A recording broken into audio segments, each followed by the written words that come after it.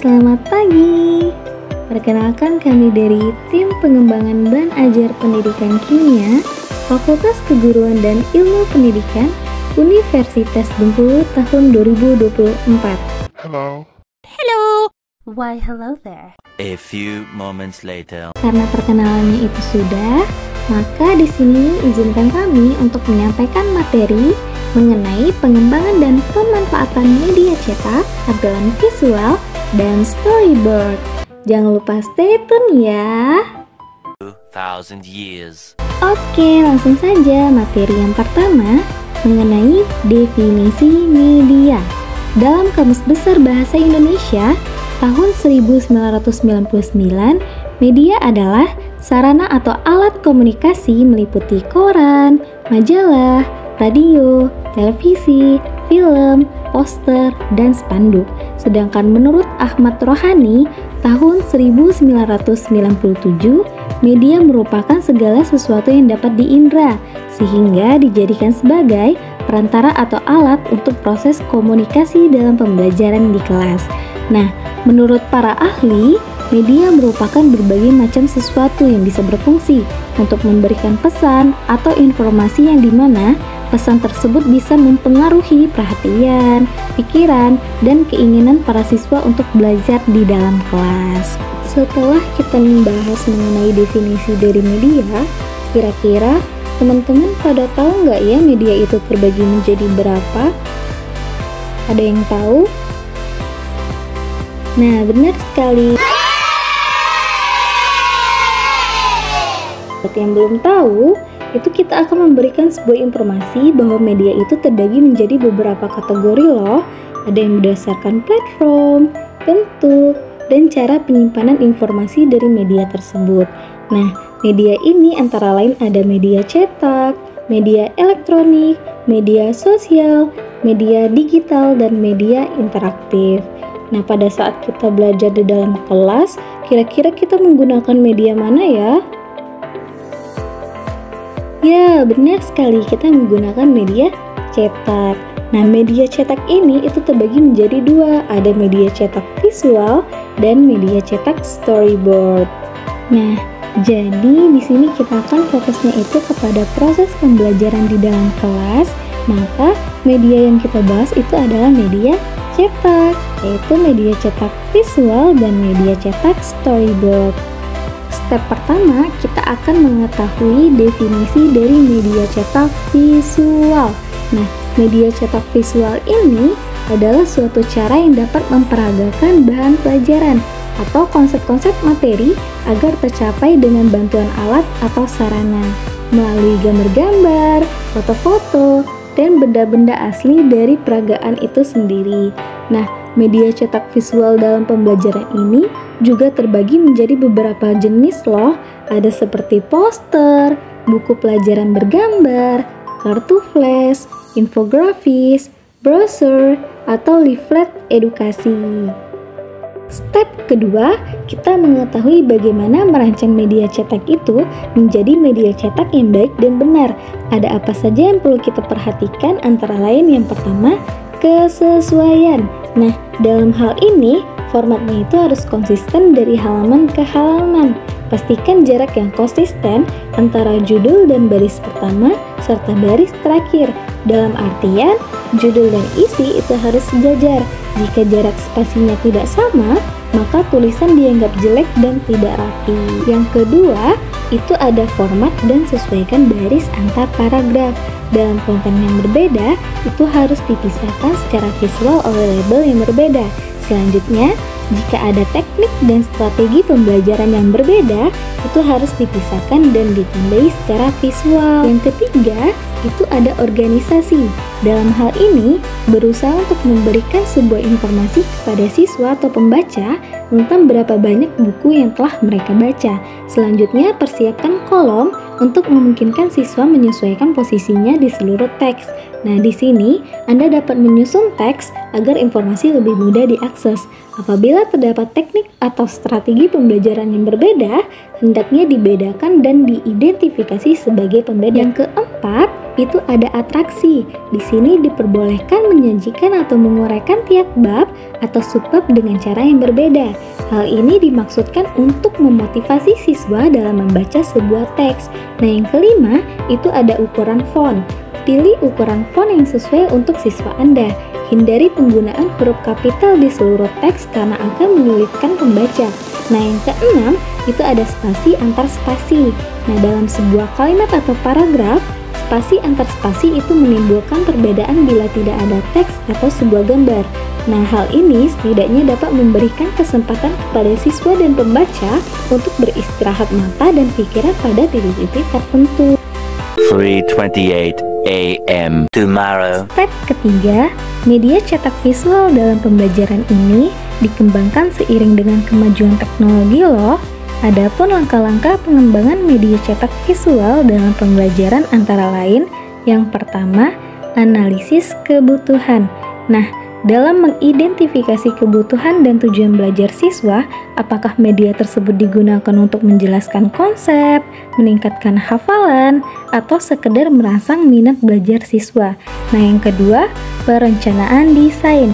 Nah, di sini ada isi. Dalam menentukan isi materi yang akan disajikan, itu harus relevan dengan kurikulum, konsisten, dan disajikan dalam bahasa yang mudah dipahami oleh siswa. Nah, di sini juga ada desain visual. Dalam memilih warna, font, dan tata letak itu sangatlah penting. Desainnya harus sederhana dan jelas sehingga fokus pada elemen-elemen terpenting saja. Nah, kemudian ada integrasi gambar dan teks. Dalam gambar atau ilustrasi, itu harus mendukung dan memperjelas sebuah teks, sehingga tidak boleh berfungsi sebagai hiasan belaka. Yang ketiga, ada pengembangan prototipe.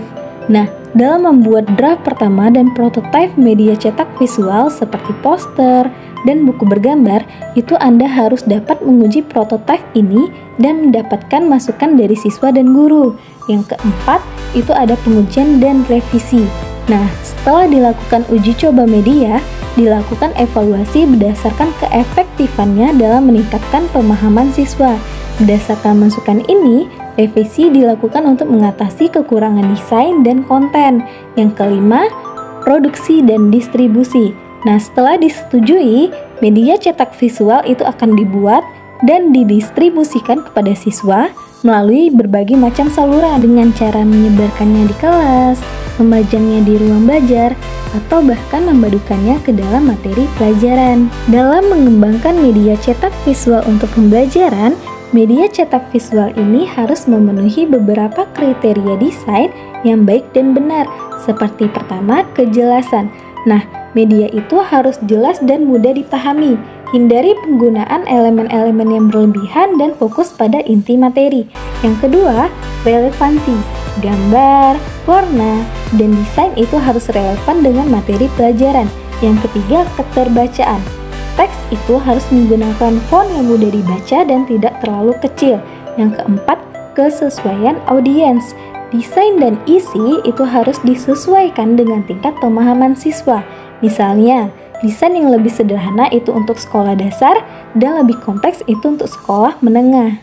Step keempat, ada keuntungan atau manfaat penggunaan media cetak visual dalam pembelajaran di kelas. Yang pertama, dapat mendukung beragam gaya belajar siswa. Siswa yang memiliki gaya belajar visual atau belajar dengan melihat akan sangat terbantu dengan penggunaan media cetak visual. Yang kedua, dapat mempermudah pemahaman dan aplikasi konsep. Konsep yang disajikan secara visual lebih mudah diaplikasikan dalam konteks nyata. Yang ketiga, dapat meningkatkan partisipasi aktif siswa. Media cetak yang interaktif seperti kartu flash atau peta konsep dapat meningkatkan keterlibatan siswa dalam proses pembelajaran. Dari step pertama hingga step keempat, kira-kira teman-teman tahu nggak ya contoh penggunaan media cetak visual dalam pembelajaran di kelas itu seperti apa? Kita kulik materi di awal. Media cetak visual itu ada bentuknya poster, kartu, dan modul bergambar. Nah, contoh penggunaan media cetak visual dalam pembelajaran di kelas yang pertama, poster peta konsep. Dapat digunakan untuk menggambarkan hubungan antar konsep dalam pelajaran, seperti biologi atau sejarah. Yang kedua, kartu informasi. Kartu dengan gambar dan informasi singkat dapat digunakan untuk membantu siswa menghafal fakta-fakta penting seperti tabel periodik atau nama-nama negara dan ibu kota. Yang ketiga, modul bergambar. Modul pembelajaran dengan ilustrasi dan contoh-contoh visual dapat membantu siswa mempelajari pelajaran yang lebih kompleks seperti matematika, fisika, atau kimia. Di sini kami memberikan sebuah contoh media cetak visual dalam pembelajaran dengan bentuk poster keselamatan di dalam laboratorium. Nah, teman-teman bisa mengakses barcode ini dengan menggunakan bantuan Google Lens atau dengan link yang telah kami terapkan. Selanjutnya, kita akan membahas mengenai definisi dari media cetak storyboard. Step pertama, media cetak storyboard ini merupakan suatu desain gabungan antara gambar dan sketsa yang dirancang secara keseluruhan dengan kalimat dan teks yang disusun secara garis besar, kemudian diselesaikan sehingga menjadi sebuah cerita pendek. Step kedua, kita membahas mengenai kegunaan atau manfaat dari media cetak storyboard ini untuk pembelajaran di dalam kelas. Yang pertama, visualisasi konsep kompleks. Memvisualisasikan konsep yang kompleks seperti alur cerita, proses ilmiah, atau prosedur matematis. Yang kedua, memfasilitasi pemahaman langkah-langkah, membuat langkah-langkah yang mudah dipahami dengan menuliskan informasi secara berurutan, sehingga membantu siswa memahami tahapan dan garis waktu suatu proses dengan lebih jelas. Yang ketiga, meningkatkan kreativitas siswa. Meningkatkan kreativitas siswa ketika menyusun ide, baik itu merancang proyek atau mengembangkan cerita. Yang keempat, mempermudah diskusi dan refleksi. Memberikan ruang kepada siswa untuk mendiskusikan isi, memproses, dan merefleksikan hasil pembelajaran di dalam kelas. Nah, yang kelima, mendukung gaya belajar visual. Membantu siswa dengan gaya belajar visual karena mereka dapat dengan cepat melihat bagaimana suatu konsep atau proses itu disusun. Step ketiga, kita mengetahui bagaimana cara mengembangkan media cetak storyboard pada pembelajaran di dalam kelas. Yang pertama, penentuan tujuan pembelajaran. Nah, langkah pertama ini memahami tujuan pembelajaran yang ingin dicapai. Apakah storyboard ini dapat digunakan untuk menjelaskan suatu proses ilmiah, menguraikan suatu tindakan dalam bahasa, menjelaskan langkah matematika. Nah, tujuan yang jelas akan menentukan isi dan struktur dari storyboard ini. Yang kedua, perencanaan dan penentuan konten setelah tujuan ditetapkan. Tetapkan tema atau materi yang akan dijelaskan. Pada tahap ini, penting untuk memecah materi menjadi serangkaian langkah atau peristiwa yang logis. Misalnya, jika Anda ingin menjelaskan proses fotosintesis, storyboard Anda harus menunjukkan langkah-langkah mulai dari penangkapan cahaya hingga produksi oksigen. Yang ketiga, ada penyusunan sketsa storyboard biasanya berbentuk serangkaian kotak atau panel yang menggambarkan setiap langkah proses. Di bawah setiap gambar, tambahkan keterangan atau deskripsi singkat tentang apa yang terjadi di setiap langkah. Misalnya, dalam kelas sejarah, setiap kotak menggambarkan peristiwa penting dari periode waktu tertentu, dan di bawahnya terdapat keterangan waktu, lokasi, dan tokoh utama. Yang keempat, ada desain visual dan tata letak media cetak storyboard. Di sini ada gambar atau ilustrasi. Ilustrasi harus sederhana namun cukup jelas untuk mengilustrasikan ide dan langkah-langkah. Gambar dapat berupa sketsa, grafik, atau foto yang digambar oleh tangan. Nah, kemudian ada teks pendukung. Selain gambar, setiap panel harus memiliki teks terampil yang menjelaskan apa yang terjadi atau apa maksud dari gambar tersebut. Teks tersebut harus pendek namun jelas. Kemudian ada penggunaan warna. Warna dapat digunakan untuk membedakan unsur-unsur penting atau menunjukkan langkah-langkah tertentu, sehingga lebih menarik dan mudah dipahami. Yang kelima, pengujian dan memodifikasi. Sebelum menggunakan storyboard dalam pembelajaran, perlu dilakukan pengujian terlebih dahulu. Guru dapat menunjukkan storyboard ini kepada siswa atau rekan sejawat untuk mendapatkan umpan balik. Apakah storyboard ini cukup jelas? Apakah urutan langkah-langkah atau kejadian itu logis? Berdasarkan umpan balik ini, modifikasi dapat dilakukan untuk menyempurnakan media cetak storyboard tersebut. Yang keenam, penggunaan storyboard dalam pembelajaran. Setelah storyboard final selesai, storyboard tersebut dapat digunakan untuk berbagai keperluan kelas. Seperti yang pertama, penjelasan proses. Guru dapat menggunakan storyboard untuk menjelaskan topik sains seperti siklus air, siklus karbon, atau alur energi dalam ekosistem. Yang kedua, alat bantu naratif. Saat mempelajari bahasa atau sejarah, storyboard dapat digunakan untuk menjelaskan alur cerita atau rangkaian peristiwa sejarah. Yang ketiga, proyek siswa. Siswa dapat diajak untuk membuat storyboard sendiri dalam proyek kreatif. Misalnya membuat alur cerita pendek atau menjelaskan eksperimen ilmiah. Yang ketujuh, evaluasi efektivitas setelah digunakan dalam pembelajaran. Evaluasi perlu dilakukan untuk mengetahui seberapa efektif media cetak storyboard ini dalam membantu siswa memahami suatu materi. Guru bisa mengukur efektivitasnya melalui tes, diskusi kelas, atau feedback dari siswa itu sendiri. Nah, setelah dikembangkan, media cetak storyboard ini dapat diterapkan dalam berbagai subjek pembelajaran, seperti pada mata pelajaran Bahasa Indonesia. Storyboard ini dapat digunakan untuk menyampaikan struktur cerita, misalnya siswa dapat membuat storyboard tentang cerita pendek yang mereka baca, menggambarkan alur cerita mulai dari pendahuluan, konflik, hingga penyelesaian dari suatu masalah. Sedangkan pada mata pelajaran sains, storyboard ini dapat digunakan untuk menjelaskan langkah-langkah dalam sebuah eksperimen, seperti cara kerja sistem pencernaan, siklus air, dan proses metamorfosis. Nah, sedangkan dalam sejarah, storyboard ini sangat berguna untuk menggambarkan peristiwa bersejarah. Misalnya, siswa dapat membuat storyboard tentang revolusi Prancis, menggambarkan kejadian penting seperti pengambil alihan Bastille hingga jatuhnya Napoleon.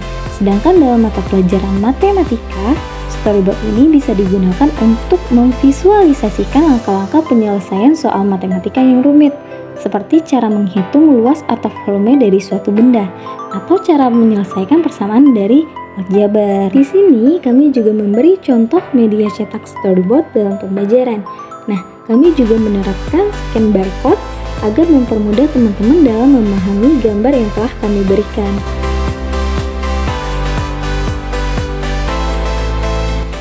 Mungkin hanya ini saja yang dapat tim kami sampaikan mengenai materi pengembangan dan pemanfaatan media cetak tampilan visual dan storyboard. Apabila ada salah kata, kami mohon maaf. Semoga ilmu-ilmu ini bermanfaat bagi teman-teman sekalian. Kami akhiri, wassalamualaikum warahmatullahi wabarakatuh.